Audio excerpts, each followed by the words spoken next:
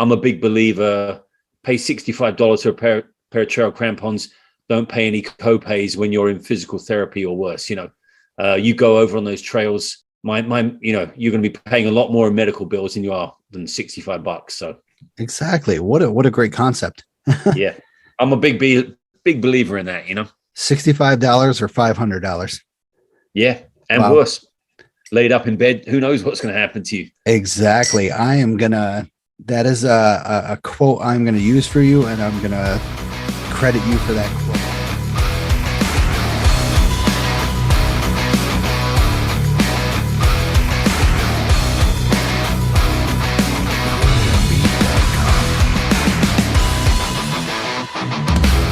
Welcome to Inside the Line, the Catskills. This episode is brought to you by Scenic Route Guiding. If you're ready to hit the trails, make sure you take the scenic route. Our guides are here to help you with your goals, big or small. Check out the Scenic Route Guiding and Gear Rentals on Instagram and Facebook for more information. Also, if you mention the podcast, you can get 10% off. Use the code Mountain Lion. Mountain Lion. Mountain Lion. All right, so let's begin. Welcome to Inside the Line, the Catskills. This is episode 19. I'm here with Philip Vondra, who just set the winter fastest known time. Say hi, Philip. Ash, it's great to be here. Nice to be chatting to you again. So we had some technical difficulties last time, so this is a kind of second recording. Hopefully it's as genuine as the first one. I think that's going to be the case, right? It's going to be a good one. Yeah, definitely. So yeah, I'd like to thank monthly subscribers Katrina Weinig, Darren White, John Comiskey, and Vicky F. I forgot how to say. She told me how to say her last name, but I think I wrote it down something. Feria. There we go. Feria. So you having anything to drink tonight? I remember last time you didn't have anything to drink. Yeah, I'm going to crack a beer tonight. It's the middle of the week and it's time for a nice relaxing beer. I'm drinking a local beer. It is a Millhouse Brewing Company, which are just in Poughkeepsie, and it's a no haze double IPA. All right, I'm gonna put that down and put it in the notes. Millhouse, what was that again? Millhouse Brewing Company, no haze double IPA. Excellent. I'm gonna put that.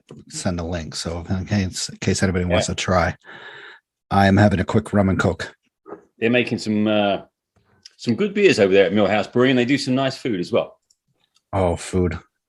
I'm hoping good burgers, right? They do everything. Yeah, it's a very extensive menu over there. They got some nice stuff. Excellent. So if you're in the area, check it out. Millhouse Brewing Company. So I remember last time, Philip, you were going to go on we're talking about previous hikes now. You were going to go on a hike down in Texas, correct? Yeah, I actually went down to Texas and I did a 100-kilometer race down there. It is called the Bandera 100K. It's in Hill Country State Park. It's a very cool spot. Lots of kind of rolling smaller hills, nothing super big. Some nice kind of technical trails. Some of it's quite easy as well. But it's nice, interesting, different scenery, to be running amongst the cacti and the sotil grass, getting shredded as you run past it. But it was fun. Went down there, ate a mountain of tacos, didn't drink any beer, but had a good time and had a decent run, considering, I was only a couple of weeks out from the effort in the Catskills. So it was good times. Now, how fast did you run that? If you don't mind to say that. Yeah, sure. It was 12 hours and 26 minutes. Jesus. It wasn't really my best. I've done it in 10 hours before, but I had a great time. I really, really enjoyed it. Went down there with a couple of friends. One of the guys actually helped me out with the Winter 33. Yeah, it was really good. It was a great trip.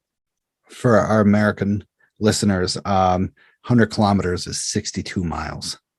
That is correct. Yes. Wow. In 12 hours. Good Lord. So it was good weather, I'm guessing? It actually was pretty inclement, to be honest with you. It reminded me a lot of England. Quite misty, a little bit of rain. The rocks were actually quite slippery. A few patches of mud, but nothing crazy. And then in the afternoon, it actually cleared a little bit. The cloud cover didn't clear, but the humidity lowered and the drizzle and the kind of fog raised a little bit. So getting some nice views across the park when you're up on some of the high points. So overall, yeah, pretty decent. Excellent. Do you think that that the weather slowed down your time? I think a little bit, but not much. I mean, marginal. The rocks are a bit more slippery, so I was a little bit more tentative on some of the downhills. And maybe there's a little bit of humidity, but I never felt particularly hot. My temperature was good and my hydration was good. So I don't really think so. I mean, maybe just a little bit in terms of just being careful descending. Excellent. Great. That's amazing. Once again, amazing. I think I mean, this was a couple weeks ago. I did Slide Mountain, so my wife needed to cross that off her winter list. It's a great one, Slide Mountain. I love it.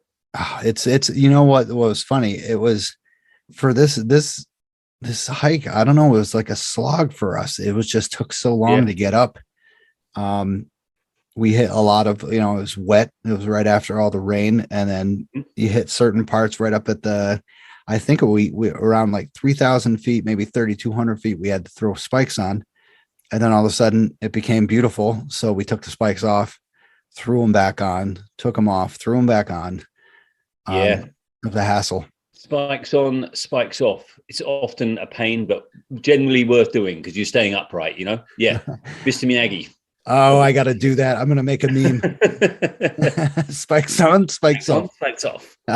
Nice. I love it. I'm going to credit you on that one, by the way. Catskill news. Wear your spikes.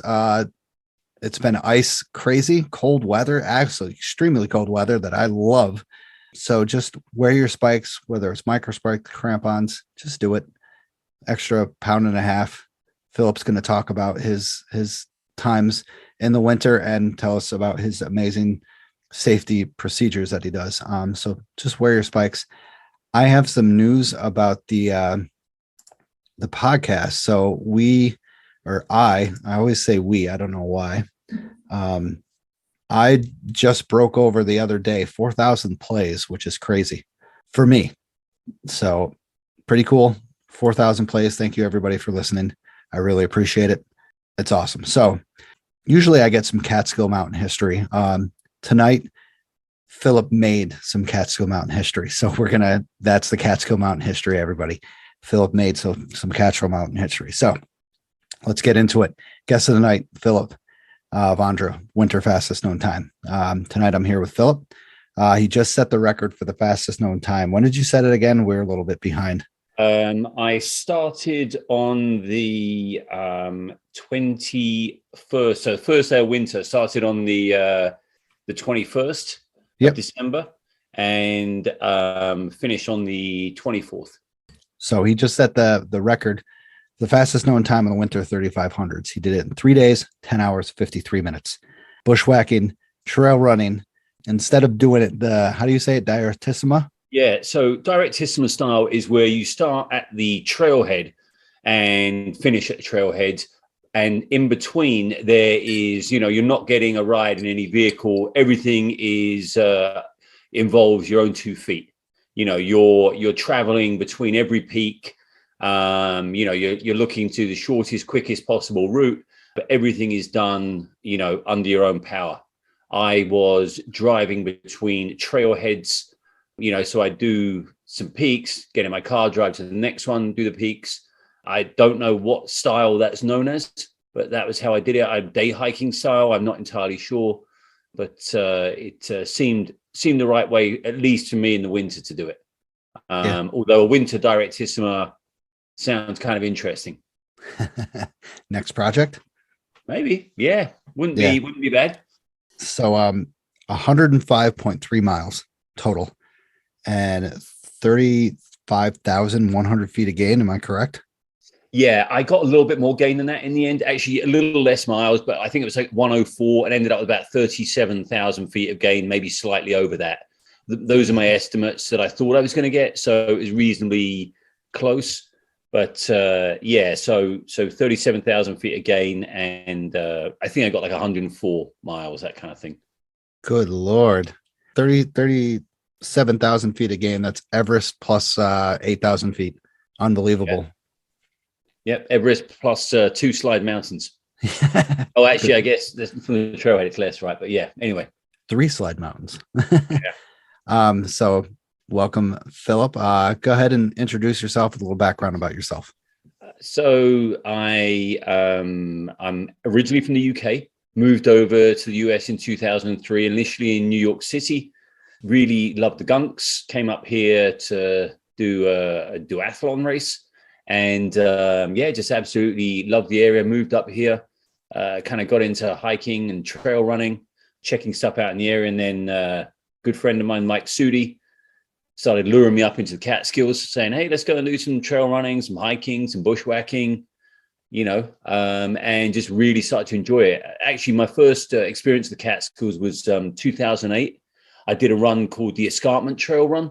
It's pretty well known in trail running circles, and it's a very long-standing race put on by Dick Vincent. I did that, and so my first ever peak was Wyndham, and that was 2008. So that was my first taste, but I didn't really know what I was doing at that point. I was just in these crazy, burly, rugged mountains, trying not to split my head open or any other parts of my body. And I think it was really just like kind of hanging out with Mike that really got me introduced to the joys of the Catskills. Yeah, you're hanging out with a Catskill legend, actually. So totally. Yeah, absolutely. Yeah, he definitely wow, Mike Sudi. Yeah, it's been a little thing about Mike Sudi is me and him were talking a lot, do an episode, but he had other plans to do an episode. But also when I was the second vice president, I tried to get him into doing a little presentation about his fastest known time. And unfortunately, the good old freaking pandemic hit, and we weren't able to. I was looking forward to it. A lot of people were looking forward to it. A lot of people know Mike, so a lot of people are interested. Yep. So it's a interesting guy, interesting. The Directissimo was a pretty special effort from him. So worth talking to him about that if you can at some point. Definitely. I would love to get a hold of him. Hopefully everything's getting better for him. I wish him the best. And I hope to see him back in style because I love to see his stuff. He certainly helped me out a lot in the Catskills, that's for sure. Good. So I know you've accomplished a lot. Can you name some of the things you've accomplished, like completed, or you don't have to name stuff that you've fast in no time, but. Yeah, I was going to say I'm a member of the Catskill 3500 Club, but I guess if I've done all the peaks in winter, then that, I'm a regular member in the winter. I've done the winter, obviously, is what we're talking about. So, I've done a lot of stuff in the Catskills. I love doing the 9, really like getting out there. I've done a decent amount of trail running as well. Trail running has been something that I've really enjoyed over the last few years. I've completed a number of 100-mile races. I've been age group national champion in every trail distance, 50K, 50 mile, 100K, 100 mile. And, I've done some longer, kind of harder races. I did a race called Vol State, which is a race across Tennessee. It's 314 miles in the summer in Tennessee. Whoa. And it's self-supported. So you start in Missouri. Actually, I think it's Missouri. You basically get on a ferry.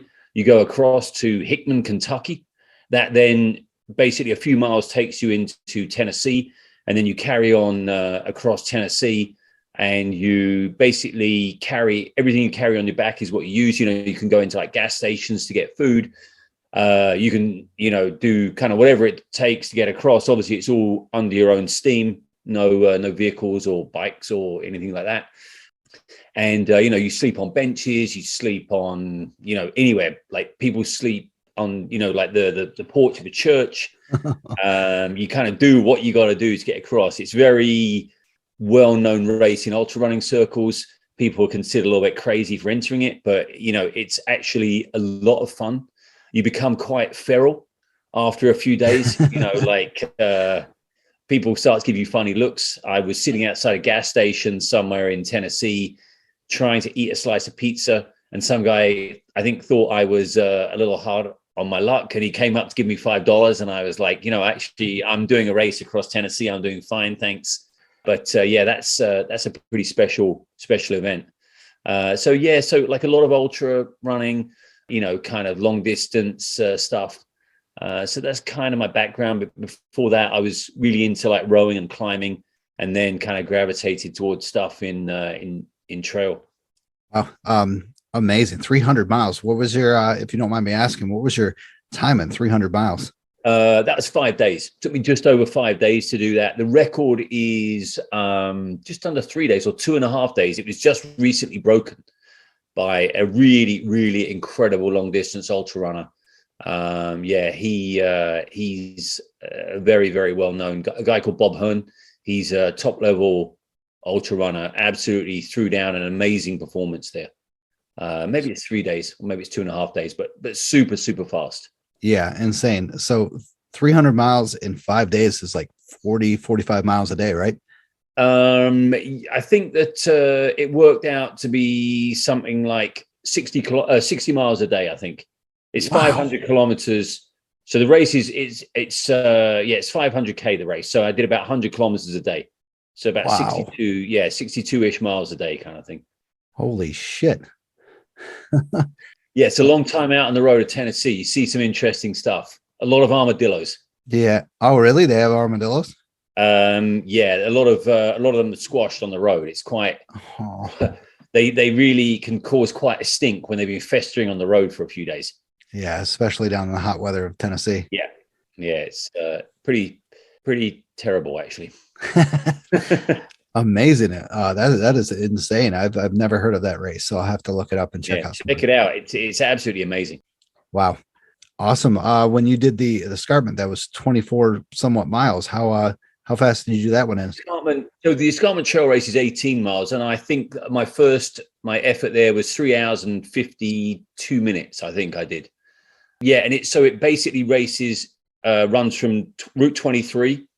To North South Lake, so it's not the full, it doesn't go past like the full escarpment goes past North South Lake a little bit.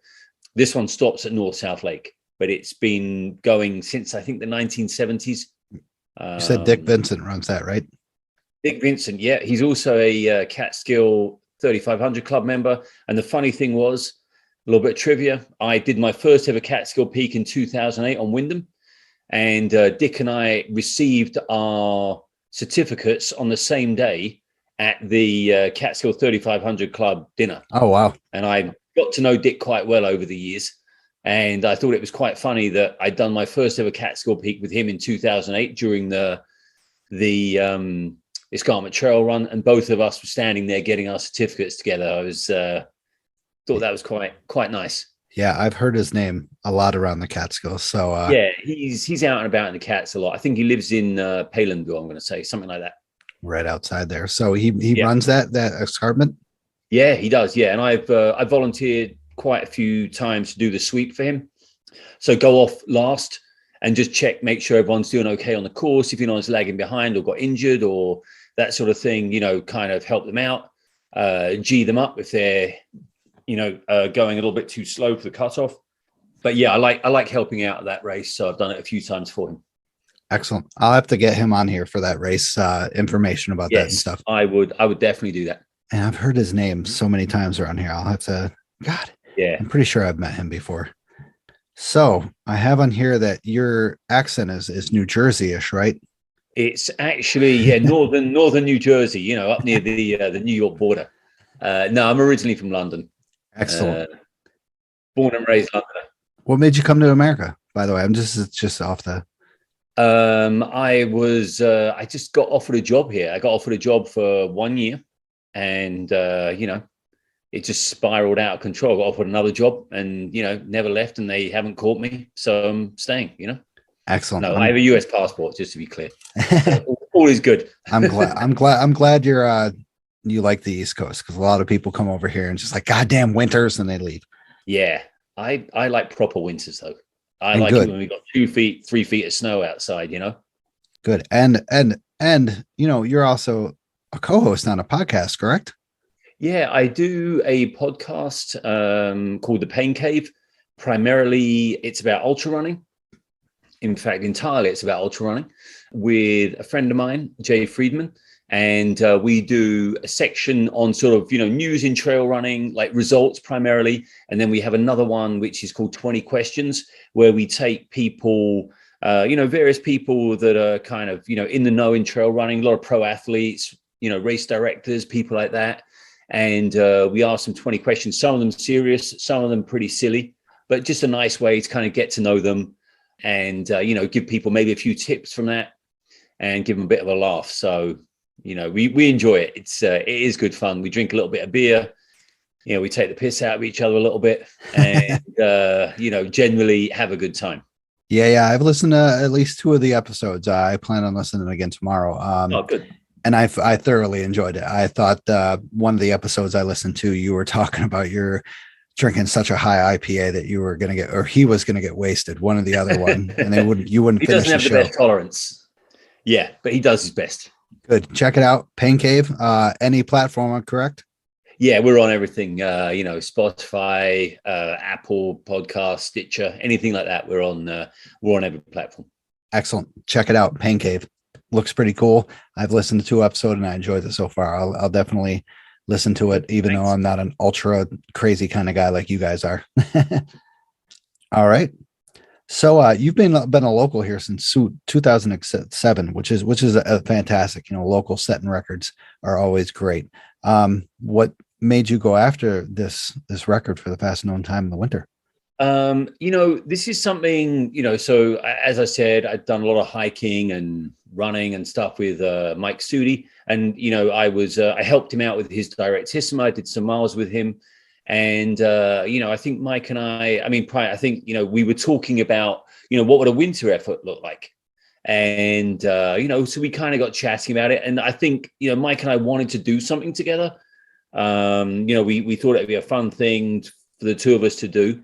So we started kind of planning it, but, Mike had a few sort of issues with his hamstrings and, they were, he was not really able to get out as much as he would like. So we were kind of pushing it back. And, we had a plan in place and, Mike was still kind of working through his issues for his hamstrings.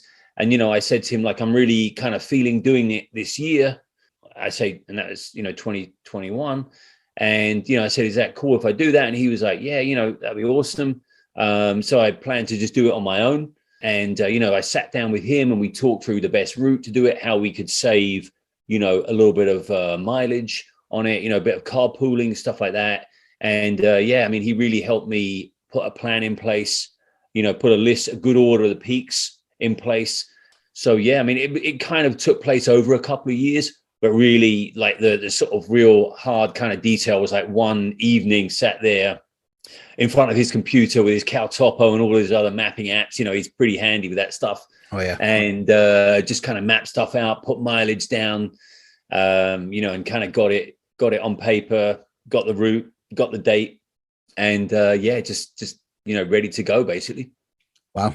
That sounds like pretty crazy planning. So you said like, it took a couple of years. Is that how it also built your confidence? Basically you planned and then your confidence would build like, oh yeah, this is starting to look good.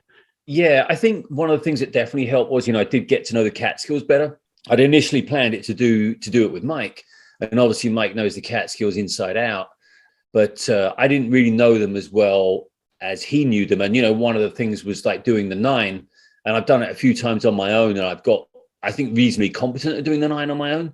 There's some of the other bushwhacks I wasn't as competent on, but I feel they're probably a little bit easier. But I did feel confident enough to like do it on my own if I had to. So that was definitely like that couple of years really helped me out a bit, like just going up to Catskills a lot, hiking a lot. And so that was definitely part of the kind of getting ready for it was the extra time in the Catskills. If I'd been able to do it with Mike, obviously he's, so good at navigating. But I got to a competent level, I would say. And that gave me some confidence to, get on the bushwhacks in winter. Yeah, definitely. Mike would know the Catskills, be like, oh, coming up is, a glacial erratic that it's huge. Check it out. And he would know where everything is. Absolutely, yeah. He will show you benchmarks. He'll go to true summits. He knows it inside out. Yeah, definitely. He, what's great about, learning the Catskills, you learn the topography and you get to know where you got to go, where's the easiest route, where the most difficult Yeah, route is. You can look at the topo and basically know this rim goes straight up to there. Might be a difficult one, yeah, but it goes straight up. So yeah. don't go on The either only side. thing, the only thing with those maps is what they don't show you is where the balsam firs are locked in so tight that those things are actually pushing you back.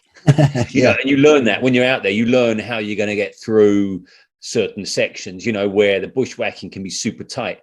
You can go between Balsam Cap and Friday, and you can do it the easy way, or you can do it the hard way. You can take the herb path. But if you want to bushwhack between the two of them, there are ways where you can go and you can be cursing every step of the way. You're getting whipped in the face. You're having a nightmare out there. And some days you can go through there, you get a good line and you're like, oh, I got through that like patch of tight balsam firs. So that sort of knowledge you can only really get through trial and error. And I guess talking to people as well about their experiences and where they felt was best on particular peaks. But, certainly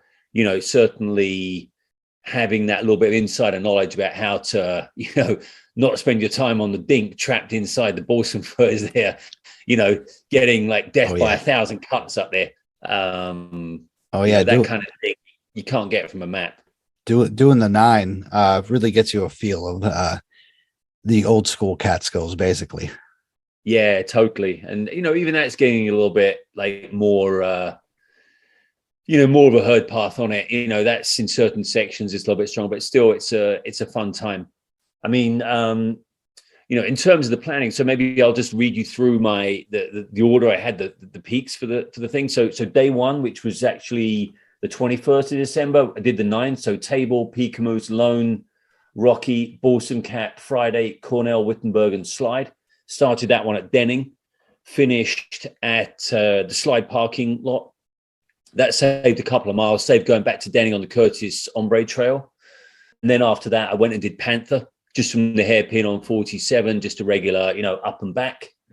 Day 2 was Fir, Big Indian, actually not in that order. It was Balsam, Eagle, Big Indian, and Fir.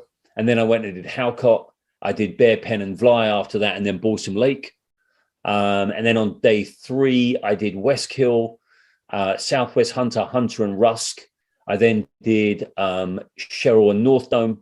And then after that, I went and did Wyndham.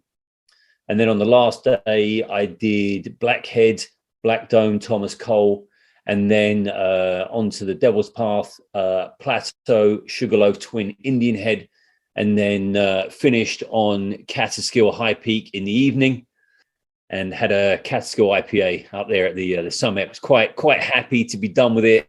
Although, I'd been having quite a good time bushwhacking. I hadn't really received many slaps in the face from the branches, but going up Catskill High Peak, I got poked in the eye twice. Having done really well over all the bushwhacking, I got 2 good eye pokes. I was like, I guess the Catskills are making you earn it, which is pretty funny. Where'd you go up Catskill High Peak? Did you go up South Access or North Access? Like the steep part or the semi-steep? We went up the steep part. Yeah, we Nice. basically went up and then, we just cut straight off that trail to the left. We actually cut a bit early, ended up in a little bit of a ravine. And then, but it was fine. We just whacked up. It was good because we managed to get most of the way up without our headlamps, nice. Which was nice. And then we saw it was like a crazy inversion that night, like absolutely like crazy, like low-lying cloud. It was pretty amazing kind of views. The pictures you had on the trail conditions page were absolutely phenomenal. You had some of the best views I've ever seen, some of the best sunrises and sunsets. Oh man. Yeah. It was a great mixed bag of conditions overall. It was super cold in some parts, not too bad in others. Like the 9 was good. The 9 was pretty decent, but going up on Balsam Lake, and then doing West Hill and Southwest Hunter and Rusk was absolutely a freezing day, and then the loop on Balsam Eagle Big Indian Fur, like a little bit crazy, super icy with a like an ice rainstorm kind of thing going on. Oh wow! So yeah, really had a mixed bag of conditions out there.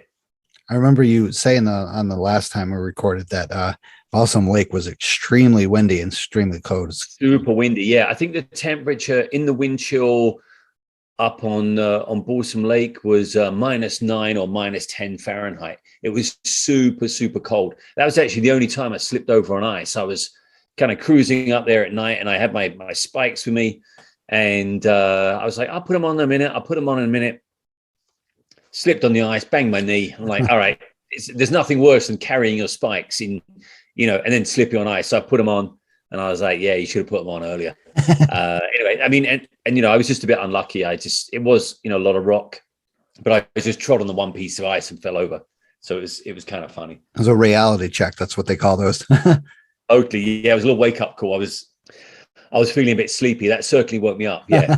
Yeah. It was kind of cool though. It was Mike and I going up there, and we just like loaded up on kit, like warm hats, jackets, mittens, hand warmers, and we just cranked it out. And we had a really good laugh going up there. Actually, it was quite funny, just chatting and laughing and eating. And we got up there, and I'm like, right, let's turn around and go down. And Mike's like, hold on a minute, there's benchmarks up here. I'm like, oh man, seriously? And then we took a cool picture under the fire tower. I shone my light up on it. It looked good. Nice. Yeah, that was a fun one. Great, excellent. I'm glad I remembered that, because that's a hell of an experience. So let's talk about, are you ultralight or no? Yeah, I mean, like I definitely try to travel light, but I make sure I travel safe.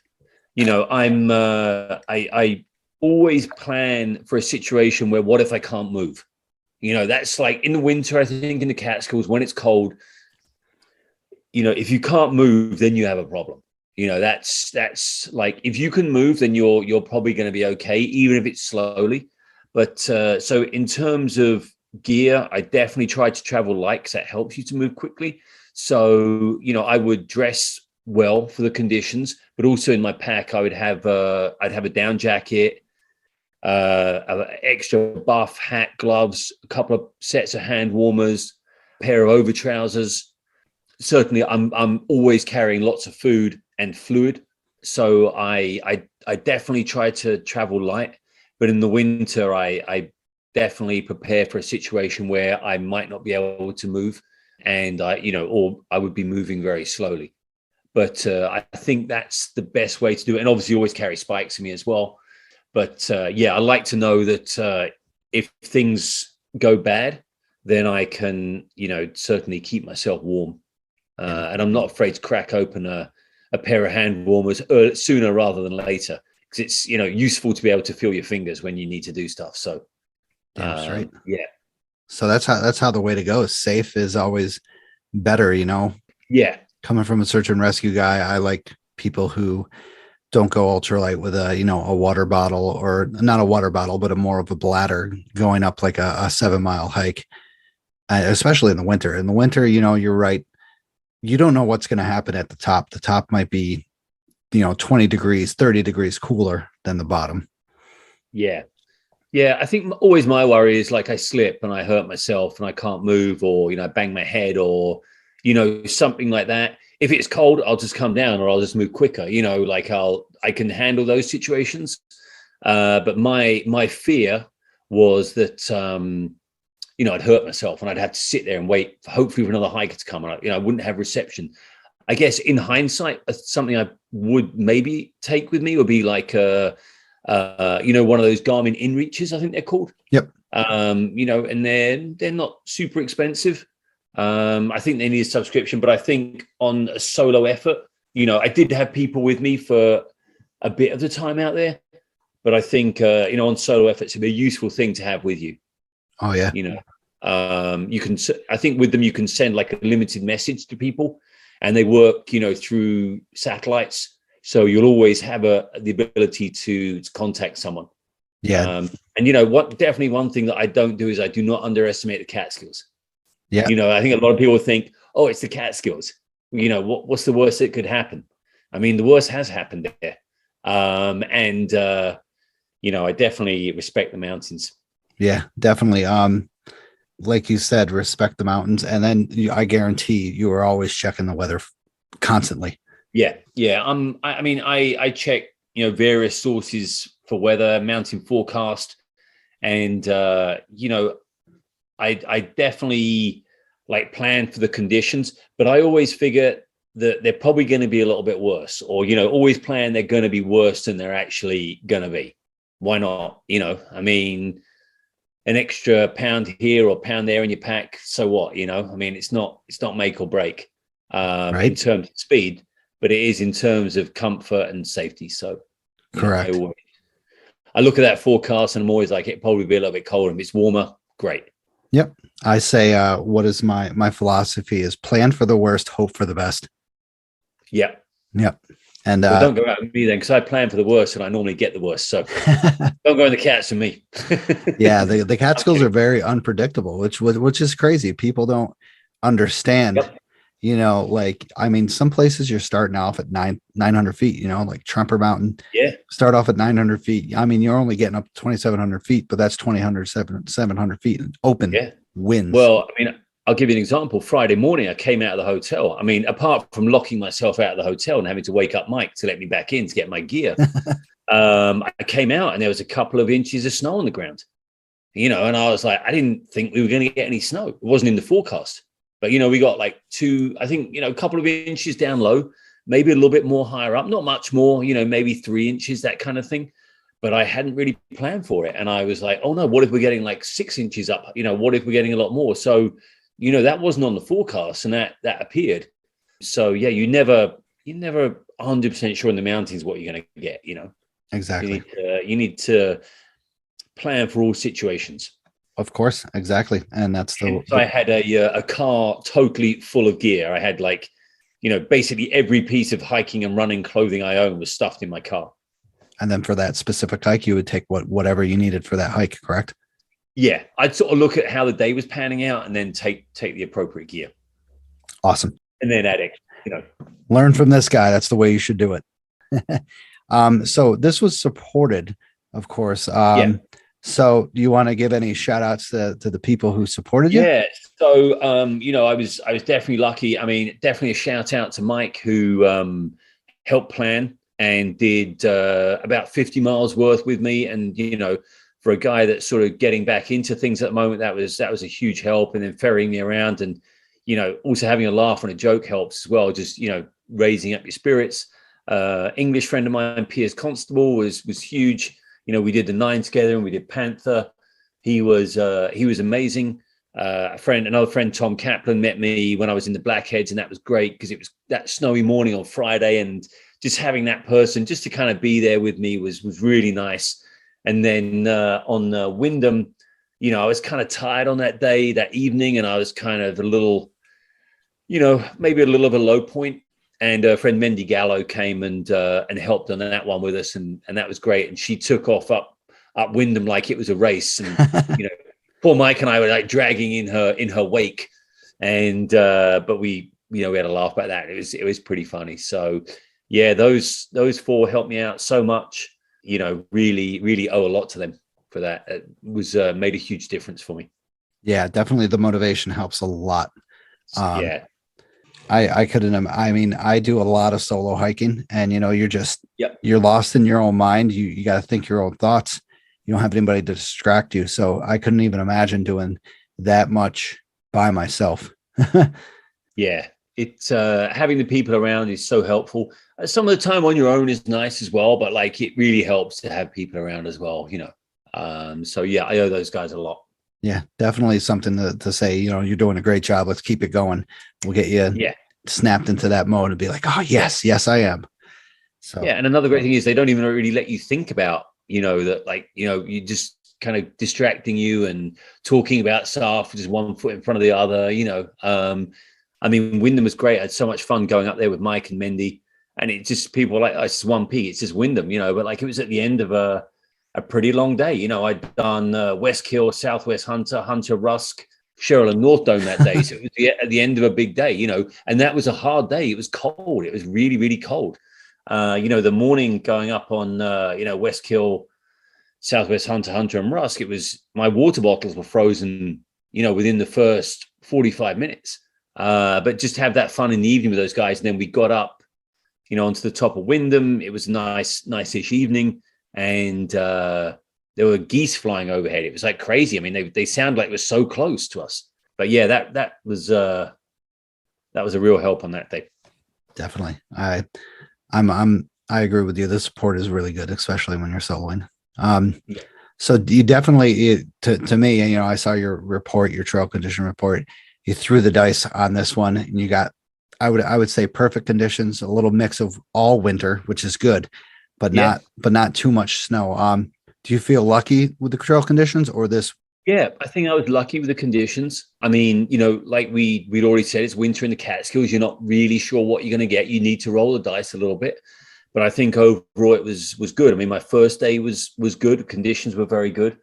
The second day we had the ice rain, which was a little bit crazy, just going up Balsam. It was I sort of stepped out of the car. It was one of those ones where you almost like hit the ground straight away because you're straight, actually driving up to the trailhead there on McKinley Hollow was pretty treacherous. It was like one of those ones where it's like, well, don't stop because you're probably going to slide back down and just keep going up nice and slow and steady and get in that parking lot and get your spikes on. So that was a little bit of a crazy start. Actually, that was kind of a funny moment when I parked up in McKinley Hollow to go up to climb Balsam. It was, it was early in the morning. It was dark. I probably started at maybe like 5:15, maybe 5:30, that kind of thing. And I'd always, I don't know whether you've ever noticed, but there's a few dogs that live on that section. They like bark quite a lot. It can be quite noisy. So I'm going along and I'm like, the dogs aren't barking. This is cool. I'll sneak along and they won't know I'm here and they won't wake up the people. And I heard an owl hooting. And, an owl's hooting, I like to send a hoot back to it every now and then. So I sent a hoot back and the dogs on the street just blow up. They're all just barking their heads off. I'm like, oh my God, what am I doing here? Like I'm waking up the whole neighborhood. But that was like, one of those cold, icy winter mornings where I was like laughing to myself. I just set off every dog on the street, hooting back to this owl. It was like that little moment of comedy. Those dogs, man. I've gone up McKinley Hollow at least 3 times. I've always had that fear that they're going to come after me. They are vicious. Yeah, they sound like they are, right? Yeah. I've never actually seen one of them, but they're like super noisy. Yep. But it was pretty funny. It's just me and this owl just hooting back to each other. And then the dogs just absolutely blew up. Wow. I probably woke up everyone in the neighborhood. They probably hate me. I won't go back for a while. And that's pretty scary going up an ice storm up McKinley Hollow. I got my spikes on early. I mean, just crossing the river there, I was a little bit worried. So I was like, well, if you fall and get in the river and get wet, you got quite a long day ahead of you here. I'm going to have to go back to the car, get changed, and then start again. I really did not want to fall in that river. And I was worried that, the rocks crossing that river would be quite icy. The first kind of little river, the second one wasn't too bad. Or the second one, it's more of it is a little bit of a river. It's more like a sort of, eroded little stream or whatever. But it was actually fine. So not really a problem. That's a steep area too. McKinley Hollow is super steep. Yeah, that climb up Balsam steep, and those switchbacks are, are definitely useful, but it's still steep in sections, that part up there. Oh hell yeah. Good hike though. Very good hike. I love that. Yeah, great hike and a nice view from that point on Balsam. Oh yeah, it's one of my favorites. It was my first peak that I ever did, so it'll always be in my mind. Yeah. So where do you think you hit the absolute worst conditions? I would say it was the Devil's Path. The Eastern Devil's Path was the that day when we'd had like a little bit of snow, 1 or 2 inches, maybe 3 inches of snow in parts. And the Devil's Path, the Eastern Devil's Path, it's super, super icy. So there was a few inches of snow over some quite solid ice. So I think that was a point that was probably the worst. But for that one, I broke out a new pair of Hill Sound trail crampons. Nice. And my others were a little worn out, and I think they would have been fine. but just to have that security of like a brand new set of hill sounds on, just, and those things just grip like there was no tomorrow. I mean, they're absolutely amazing. So yeah, so that was probably the toughest conditions, but I definitely made the right call breaking out a new set of like $65 trail crampons. Like I'm a big believer, pay $65 for a pair of trail crampons. Don't pay any co-pays when you're in physical therapy or worse. You go over on those trails, you're going to be paying a lot more in medical bills than $65. So exactly. What a great concept. yeah, I'm a big believer in that, $65 or $500. Yeah. And Wow. worse, laid up in bed, who knows what's going to happen to you? Exactly. That is a quote I'm going to use for you, and I'm going to credit you for that quote. Thank you. Yeah. I'm a huge believer in staying out of the hospital and physical therapy. So I will always break out my crampons early. Excellent. Awesome. Where do you think you thought of the most challenging part? What most challenged you the most? I think the most challenging part was probably when I did the Balsam Eagle Big Indian Fur Loop, just because of all that ice, and it was quite cold and windy. Once I got up to Balsam and then kind of headed over towards Eagle, it was quite windy and quite cold up there and quite icy. And then the bushwhack Big Indian, pretty easy to find. But then the bushwhack over to Fur, it was quite windy, quite cold, quite icy, and very like bright. It was very hard for me to kind of see where I was. So I knew that bushwhack a little bit. I've done it a couple of times before, but I didn't know it really well.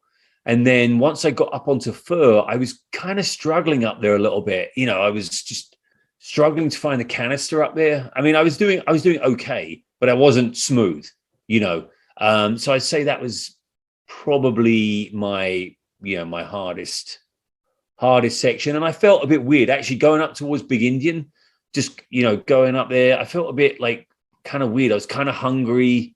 Just felt a bit kind of odd, but yeah, I mean, that was the most challenging part, but I kind of rallied and, I did okay on the bushwhack between Big Indian and Fur. Definitely a few points when I stopped and I was like, where am I? Yeah. Where you're like, my brain's fried. I've no idea where I am. It's just a kind of like, okay, calm down, figure out which direction you're going in. You've done this before. You're going to be okay. And yeah, it worked out okay. But that was definitely a part that was, we're a couple of moments of doubt in my mind about where I was. Yeah, definitely challenging in the mind and in the physical areas. So, and those trail conditions don't help, when it's shitty trail conditions. It was one of those ones where there'd been a decent amount of wind. So I couldn't really find any herd paths up there because there'd been, a little bit of snow. And there was the kind of conditions where you get the ice forming around all the little branches and it falls off. Oh, yeah. And you just get those little like ice pellets all over the place. So there was a lot of that up there. And it was quite windy. It was kind of weird conditions, kind of nice, but also kind of worrying just because of the wind up there. But yeah, it worked out fine. And yeah, I felt good. And then I found a good line down off of Fur. That worked out well for me, which was nice. Nice. Yeah, definitely some challenging times, especially mentally when the conditions and the weather changes. It'll be doubt yourself, but then, like you said, you're like, done this before, calm down, maybe have something to eat, get the energy flowing again. Yeah, I'm always eating. I was a big fan of like mini bars. Like I love the it's the coconut with the almond on top, an Almond Joy, I think it's called. Yep. Yeah, I love that bar. So I had those and little Snickers and like I just, cheese, had like all kinds of little snacks in my pack and also in my pockets. I'm always a big fan of like, if it's easy to get hold of, you're more likely to eat it. Yep. Like if you have to take your pack off and reach in the back of your pack, like you're probably gonna be like, you know what, I'll do it when I get to the summit of X, whereas I keep them in my pocket, it keeps them a little bit softer in the winter. And so I was always like shoveling in chocolate and cheese and crackers and stuff like that, Yeah, I'm a big fan of just put them in the pocket of your trousers and just super easy to grab hold of and eat stuff, you know. Good call. But yeah, keep the sugar ramped up. Big fan. Definitely good call. What was your favorite part of this amazing 104-mile hike? I think my favorite part was probably the 9. Nice. You know, I love the 9. It's just fun, and we bumped into some people just between. They were just starting to head up Friday. We just come up Awesome Cat. We kind of bumped into them there just where, you know, where the herd pass starts to head up on onto Friday. So we bumped into them. That was cool, and the conditions were nice, and it was the beginning of the few days. The spirits were high. Yeah, I think that was, and we did a good job on the 9. I think that was my favorite. You know, I also think maybe Catskill was one of my favorites because that was the end. Yeah. We got to have a beer and get back to the car, which was good. But yeah, I'd say probably the 9. That's a great section. I enjoyed all of it though. I think, you know, one of the things is like overall, it was just a lot of fun. You know, I really had a good time, and definitely one of the things that I'd kind of set out in my head was like this, I want to go out there and have a good time. You know, like I want to enjoy this. I want to move fast, but I want to, you know, kind of enjoy the adventure, you know, enjoy the time with my friends on the trails. And, you know, I'm not going to be pushing super hard and running like crazy. I'm going to be hiking fast and stopping and enjoying and talking to people and, you know, finding true summits and benchmarks and just, you know, make it a memory for a lifetime, really. Excellent. You also, I remember you posted some amazing pictures. I think, was it a sunrise on Westkill? Yeah. So actually that probably could well be one of my favorite parts as well, was like going up on Westkill, even though it was incredibly cold and windy. And, you know, like I said before, my water bottles were frozen, you know, probably 2/3 of the way up Westkill. The sun came up and the colors in the trees, you know, just the red, the golden kind of color on the trees there was just intense. It was absolutely amazing. It was just like something was on fire. Nice. You know, it was just this most incredible, and the view from the Buck Ridge Lookout was absolutely stunning. It was, you know, one of my best sunrises there, and I would recommend to anyone, if you can get to Buck Ridge early enough to get the sunrise there, it's one of the best in the Catskills. You know, like you get the right day, you will not be disappointed. Agreed. It really is a special viewpoint up there on a nice day. Yeah, that was incredible. I mean, it raised my spirits incredibly, even though things were starting to freeze. I was kind of like, this day is actually looking a lot colder than I thought. Hand warmers have been cracked open already. But, you know, I was well prepared at that point. I had the gear to keep myself warm. I knew that it was not an intense day. It was a long day, you know, a long section of hiking, but, you know, relatively easy. Westkill, Southwest Hunter, and Rusk. You know, pretty straightforward stuff, even though quite long and a bit of vert. But yeah, that was an incredible sunrise. Absolutely loved it, you know. Yeah, if anybody gets a chance and you're on the trail conditions page, go check out Philip's post about his journey. Sunrises were absolutely phenomenal. That one definitely caught my eye, and you're right. Buck Ridge Lookout is no joke with the sunrises. It's absolutely phenomenal. Yeah, it's one of the best. Yeah, plus one of the best lookouts in the Catskills. It's a phenomenal place. Yeah, really enjoy that spot there. I've sat there and had a coffee a few times. It's a nice place to relax and contemplate life. Yes, agreed. Definitely agree. You will not be disappointed with the view. Oh yeah, never. Hopefully a lot of the new people haven't done that yet, and just wait till you get up to Buck Ridge. You'll be like, I'm good. Yeah, life is good. Anything on your journey that surprised you? I mean, I thought I'd have a lot of lows. I thought I'd just be super tired at times and not really that motivated. But like overall, I just, you know, I was kind of just kept on going out, and like, you know, I didn't really have any lows. I really felt like, you know, I might have moments where I just kind of didn't want to do it, but I really had a good time. It just out there with a great group of people. You know, I love the Catskills. You know, I love the conditions there. I love like the variability of everything that you get, from the, you know, Devil's Path that's doing its best to split your head open, to the, you know, the beautiful, easier trails on the Catskills with the, the pines and the rocks and the springs and the views, and just like, I just had a good time. And I thought I would have points where I was lower, that I was not having a good time, but I just didn't have any of that really. I mean, a little bit low a couple of times, but not like terrible, just a little bit kind of like, okay, I'm kind of dragging. But once I got going, I was kicked into gear. I was like just having a great time. So yeah, I really thought I would have some tough times, but I didn't really have any tough times, and I set my sort of mental narrative to be tough on myself and to be, mentally ready for these hard times, but it just didn't really appear. I think, part of that was a great group of people that helped me. And the other part was just realizing that Catskills are a really special, place. And everything just, I had the perfect storm, I guess. Yeah. And, there's also like the Catskills. I mean, a lot of other places has also the, the viewpoints, there's certain places that you remember that will motivate you to get up there. Like you said, Buck Ridge, you start off in a super cold day and you're just like, oh man, I'm dreading this. But you're like, wait a minute, Buck Ridge Lookout is up there. It's going to be a beautiful sunrise. Yeah. Let's get up there. Yeah.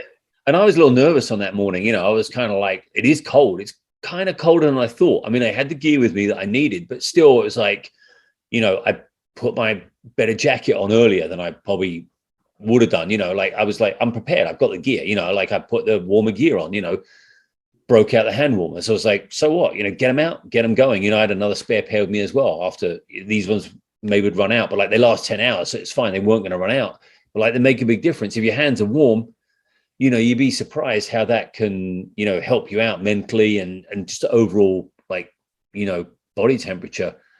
But just overall, it was just, fantastic. And I think another thing with the Catskills is, you're going along and you're seeing like a lot of these like old stone walls and old forest roads, and like it's just great history in there, and it's just kind of grown in. It's times have moved on since those times, maybe when they were like tanning and logging and, doing stuff like that. And it's nice when you bump in, especially on some of the bushwhacks, when you're bumping into some of the history of the Catskills and the mines kind of working, like, wow, this is cool. Someone built this wall. Like basically it's in the middle of nowhere now, but at one time it wasn't, it was there for a reason.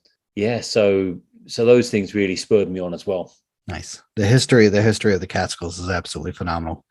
I have a bunch of guests on the lineup that is going to do some history. I got a guy, hopefully he'll do it. He's a pretty, apparently he's done stuff for Times Union and stuff, and he's willing to do it. Stephen Silverman, he wrote the Catskills history and how it changed America. Oh, cool. Writes amazing stuff. And when I read that, I'm just like, wow, this place is full of everything. Like from beginning to the end, it's just amazing. And like you said, bumping into those old stone walls, you're just thinking, it's like, wow, how many years ago did they make this? What did they have up here? Was this cleared? Where their cattle up here? Yep. And how long did it take them? I mean, some of these walls are big. Right. Exactly. How many people built this wall?